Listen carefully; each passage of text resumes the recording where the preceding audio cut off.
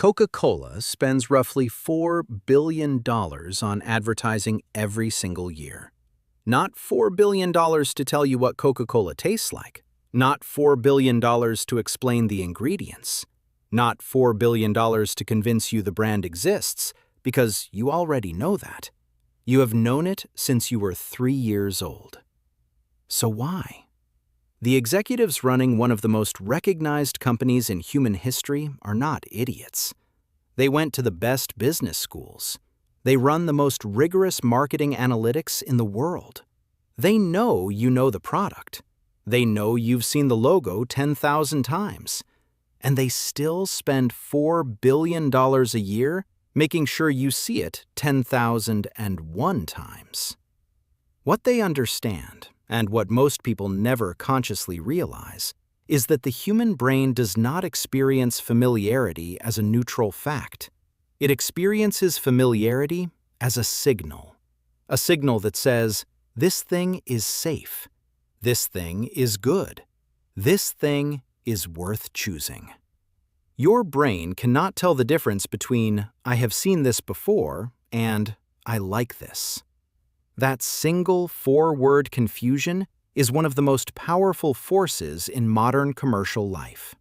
It shapes what you buy, who you vote for, which stocks you invest in, which strangers become your closest friends, and which songs you cannot get out of your head even though you swore you hated them when they first came on.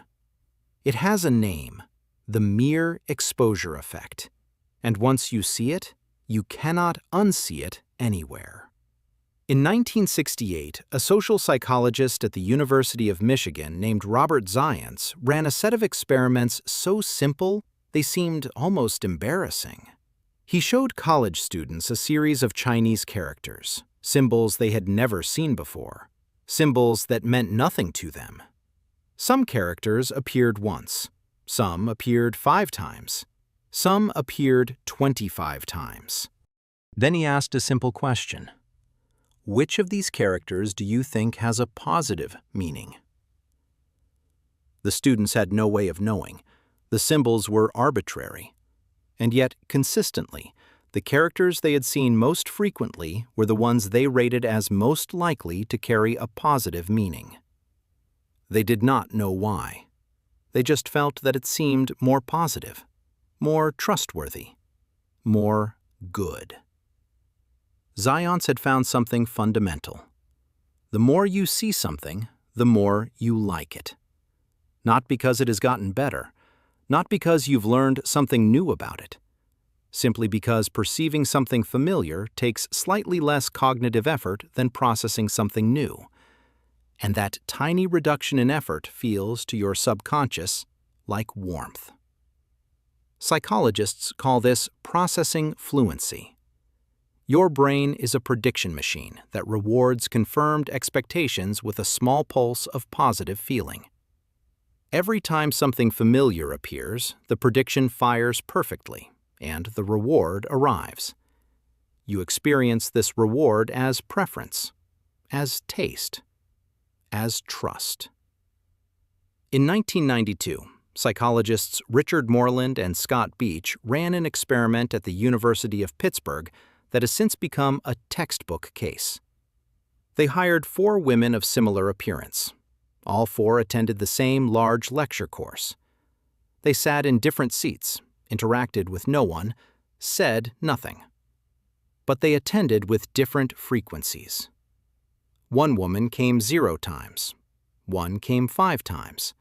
One came 10 times. One came 15 times. At the end of the semester, students rated each woman on likability and attractiveness. The woman who had attended 15 times was rated significantly more likable and more attractive than the one who had attended 0 times. The students had never spoken to any of them. No interaction, no information, no context. Just repeated visual exposure across a crowded lecture hall. Familiarity had generated attraction from literally nothing. The advertising industry discovered this long before Zajonc published a single paper.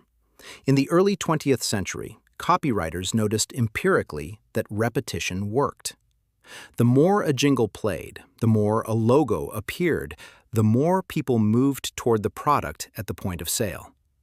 By the 1960s, media buyers had developed exposure frequency models, mathematical frameworks for calculating how many times an ad had to appear before generating meaningful purchase behavior. The number that kept coming up was somewhere between 3 and 7.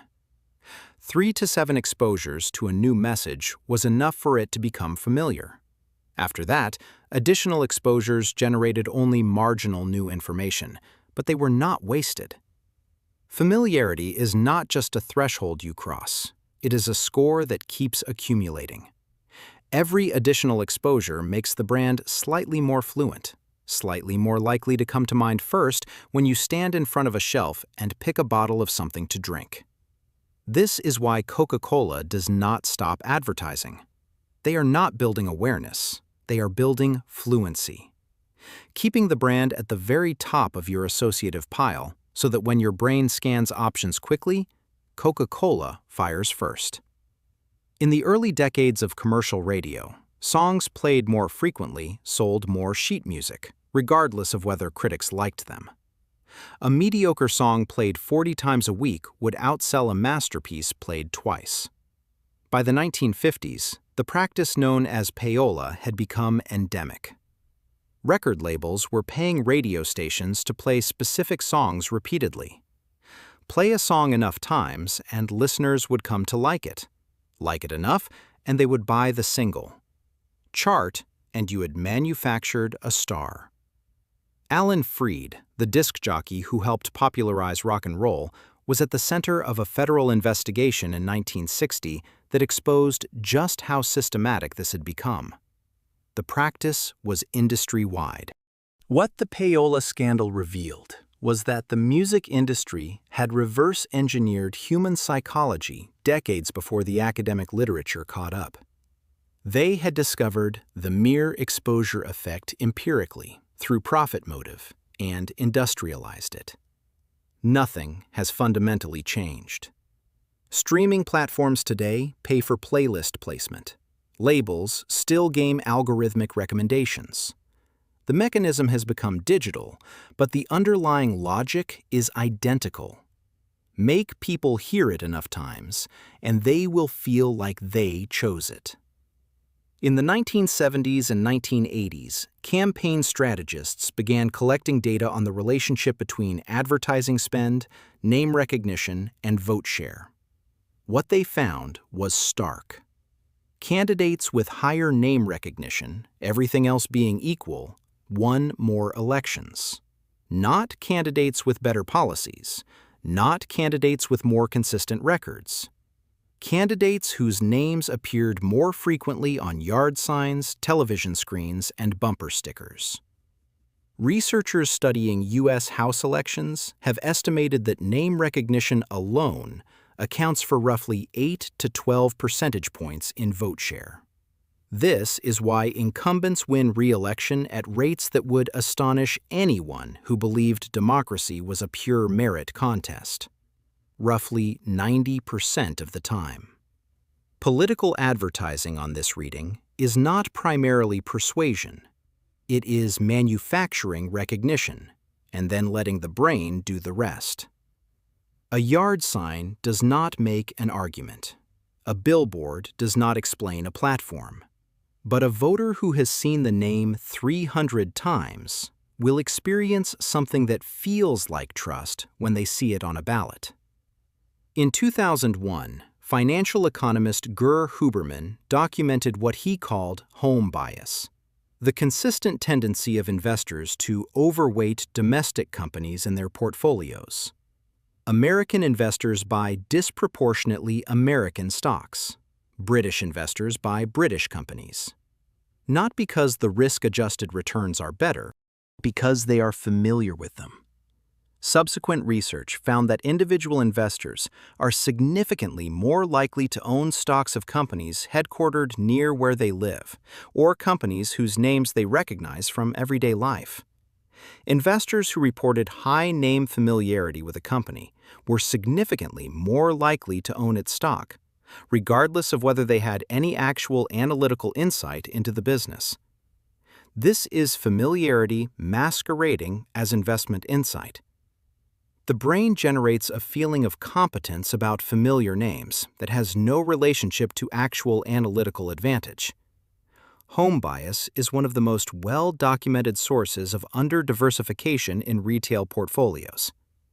A company you have never heard of is not necessarily a bad investment. A company whose logo you see every day is not necessarily a safe one. But your brain cannot feel the difference. In 1946, returning World War II veterans were assigned housing at random in a complex called Westgate at MIT. Sociologists Leon Festinger and Stanley Schachter studied friendship formation among people who had no prior relationships. The single strongest predictor of friendship was not shared interest or background. It was physical proximity. How frequently two people happened to encounter each other in daily life. Families near stairwells saw more people passing by and formed more friendships. Units whose front doors faced each other generated more relationships than units whose doors faced away. Each encounter added one more tick to the familiarity counter. Each tick added one more increment of warmth. Enough warmth, and the brain labeled it friendship. It feels like chemistry. It feels like connection. It is, in substantial part, a function of who happened to be assigned the apartment next door. The mere exposure effect is not a minor bias that occasionally nudges a consumer decision. It is an architectural feature of human cognition that entire trillion-dollar industries have been built on top of. Consider the logic at full scale. A television broadcaster runs a 30-second advertisement during a major sporting event. 100 million people see it. The message is not complex. A logo, a jingle, a brief, emotionally positive scene. Nobody learns anything about the product. But 100 million familiarity counters tick forward by one. 6 months later, those same people stand in a supermarket aisle. Their brains scan options quickly, and one option fires slightly faster, feels slightly more comfortable, seems slightly more natural to pick up. The advertiser did not persuade anyone.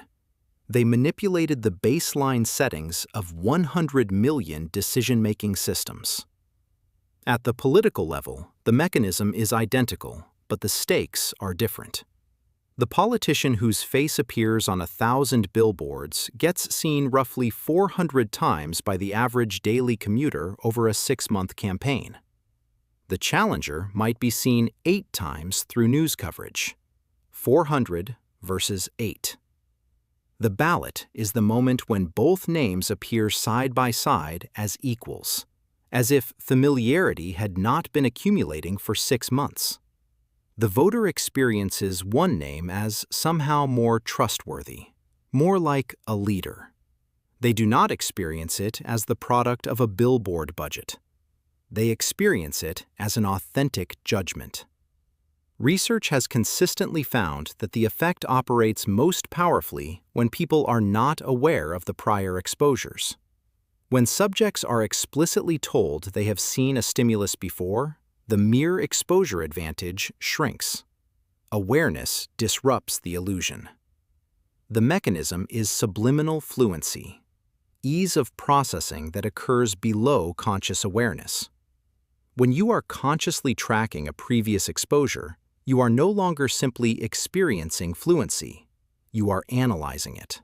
This is precisely why advertisements are not designed to be consciously analyzed.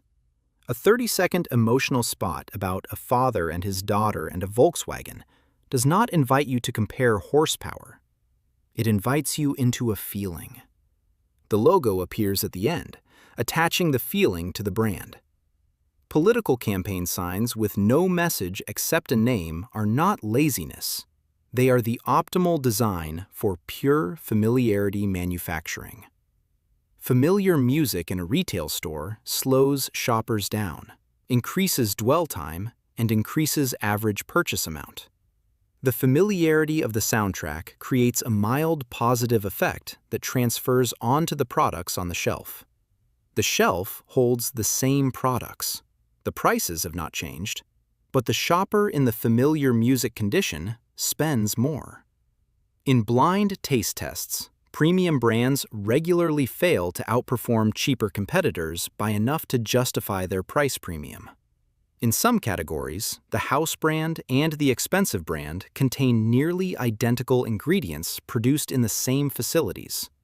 But in non-blind tests, where subjects can see the brand, the premium brand wins, consistently, sometimes by large margins.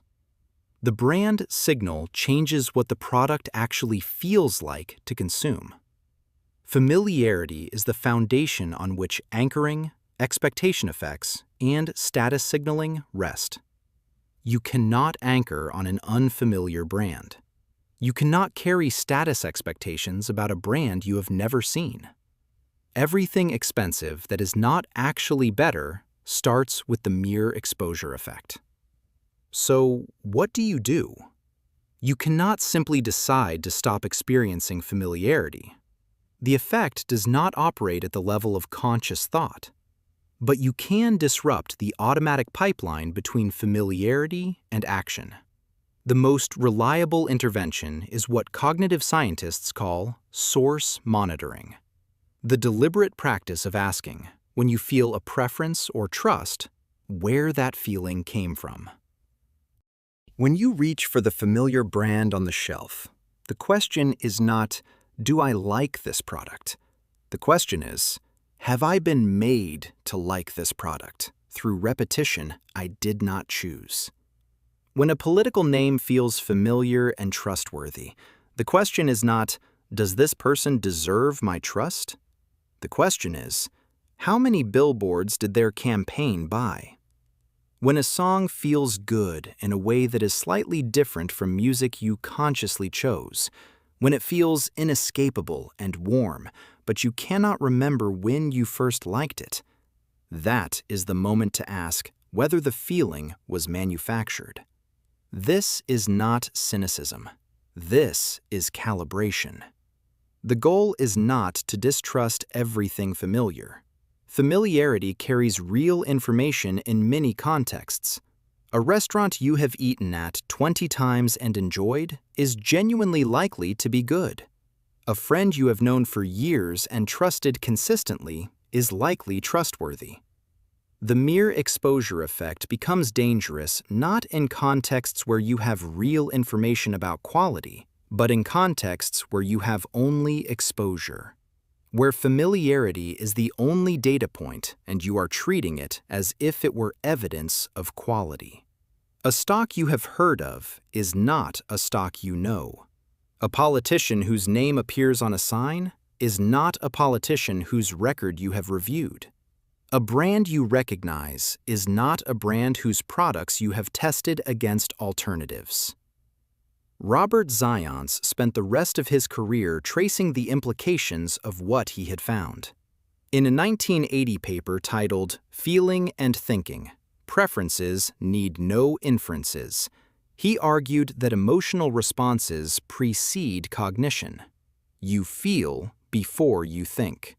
Preference arises before reasoning. Familiarity is one of the most powerful generators of positive feeling. The argument was controversial because it directly challenged the model of human rationality that economics and psychology rested on in the 1970s. The decades since have largely vindicated his view. The neuroscience of decision-making has repeatedly confirmed that emotional evaluation precedes and strongly shapes conscious deliberation. In evolutionary terms, this is a remarkably effective heuristic. In ancestral environments, familiarity genuinely was a useful proxy for safety. The familiar plant, the familiar path, the familiar face were more likely to be safe than the unknown. The problem is that in commercial, political, and media environments, the familiarity cue has been deliberately and expensively manufactured. The signal that evolved to say, "You have encountered this before and survived," is now being triggered by a $4 billion advertising budget. On a sun-bleached highway outside Phoenix, a 40-foot Coca-Cola billboard towers above the desert scrub, red and white paint faded, but unmistakably familiar to every driver who passes it twice a day. A typical commuter drives past it twice a day, 5 days a week, 49 weeks a year. In a single year, roughly 490 times. By the end of a decade, nearly 5,000 times. They do not think about Coca-Cola when they drive past it. They are thinking about their meeting, their family, their grocery list. But each pass ticks the counter forward. Each time they stand in front of a cooler, something built on a highway outside Phoenix fires in their brain a fraction of a second before anything else. They choose Coca-Cola. They think, "I like Coca-Cola." And they are not wrong exactly. The feeling is real. They are just missing the story of where the feeling came from. $4 billion a year. 5,000 passes on a desert highway. A preference that feels like yours. That is the familiarity engine, and it is running, right now, on every screen you own.